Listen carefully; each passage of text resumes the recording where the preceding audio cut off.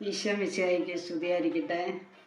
ഈശോയിൽ ഏറ്റവും പ്രിയപ്പെട്ടവരെ, ഇന്ന് ഈശോ നമുക്ക് നൽകുന്ന വചനം 1 യോഹന്നാൻ 3:1. കണ്ടാലും എത്ര വലിയ സ്നേഹമാണ് പിതാവ് നമ്മോട് കാണിച്ചിരിക്കുന്നത്. നാം ദൈവമക്കൾ എന്ന് വിളിക്കപ്പെടുന്നു. എങ്ങനെയാണ് നാം ദൈവമക്കളായി തീരുന്നത്?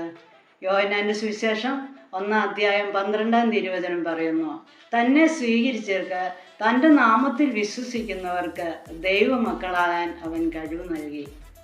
പിതാവ് ദൈവം മനുഷ്യനെ രക്ഷിക്കുവാനായി നൽകിയ തൻ്റെ ഏകജാതനെ നൽകിക്കൊണ്ട് ദൈവം നമ്മെ സ്നേഹിച്ചു.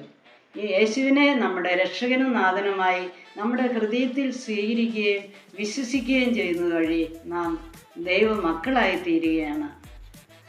റോമക്കാർക്ക് എഴുതിയ ലേഖനം 8:14 ഇപ്രകാരം പറയുന്നു, ദൈവാത്മാവിനാൽ നയിക്കപ്പെടുന്നവരെല്ലാം ദൈവപുത്രന്മാരെന്ന് വിളിക്കപ്പെടും. യേശുവിനെ രക്ഷകനും നാഥനുമായി എൻ്റെ ഹൃദയത്തിൽ സ്വീകരിക്കുകയും അവിടുത്തെ പരിശുദ്ധാത്മാവിനാൽ നയിക്കപ്പെടുകയും ചെയ്യുമ്പോൾ നാം ദൈവമക്കളായി തീരുന്നു. യേശുവിനെ ഹൃദയത്തിൽ 1-ാം സ്ഥാനം നാം കൊടുക്കണം. അതുപോലെ യേശുവിൽ വിശ്വസിക്കണം. അവിടുത്തെ ആത്മാവിനാൽ നാം നയിക്കപ്പെടുകയും ചെയ്യുമ്പോൾ ദൈവത്തിൻ്റെ മക്കളായി തീരുകയാണ്.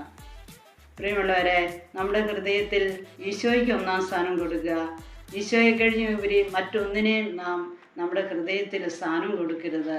1 യോഹന്നാൻ 2:15 പ്രകാരം പറയുന്നു, ലോകത്തെയോ ലോക വസ്തുക്കളെയോ നിങ്ങൾ സ്നേഹിക്കരുത്.